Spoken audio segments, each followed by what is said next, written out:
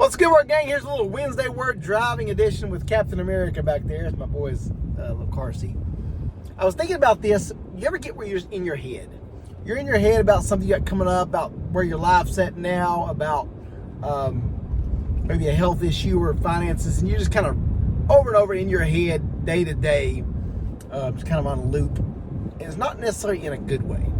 I'll say this one thing: as a YouTuber, I'm alone a lot. Working alone, a lot of times in the office alone. And I can just get stuff in my head. It gets in my head, and the little seed starts, it grows, then before you know it, it's taking over everything. And I want to talk about, what do you do when you get that way? I was reading Matthew chapter 20. It says, Jesus came not to be served, but to serve and to give his life a ransom for many. One of the things I heard a pastor say a long time ago, you're never more like Jesus than when you serve. So I started thinking in my own life, how much of my thoughts and my plans are focused on me? Maybe none of y'all can relate to this, but I need to hear this, if nothing else. When you start feeling anxious, you start feeling like you start just questioning life. Maybe your happiness is not as good, your contentment's not there, your purpose or whatever. Maybe you're focused too much on yourself. And we don't like that. Social media stuff's not going to tell you that. But it's easy to get focused on yourself, on your own agendas, your own plans, your own struggles, your own victories. You know, I've heard sin's a big I problem.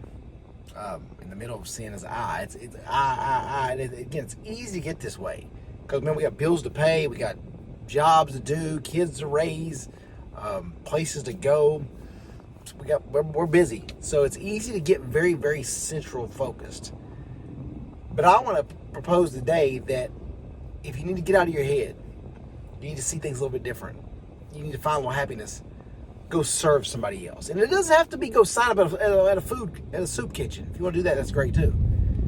Serve somebody go serve your neighbor. Help them out on the lawn. Take the trash can out. Make them some cookies. Go help them lift something. Go let them borrow a ladder. There's something it revives your spirit. Again, I guess it's because we're being Christ-like. Whenever we serve someone else and we're there to give to someone else besides ourselves, it just lifts your spirit. Every time I compliment someone, I go encourage someone, I jump-start a guy's car a couple days ago, like, you just feel better yourself. So there's a Bible verse in Proverbs I quote all the time, he who refreshes others is refreshed himself. And all that's saying is, like, there is something refreshing to yourself when you go do something for somebody else. So I don't know who need to hear this. This is what God put in my heart for this Wednesday word today. What are you doing today for somebody else? How are you living intentional to go compliment, to encourage with your tongue? I was reading devotional yesterday about the power of the tongue, and I was telling my boy this, my oldest son. You can encourage, you can lift, you can inspire, bring up, all this kind of stuff with your tongue, or you can tear somebody down. How are you using your tongue today?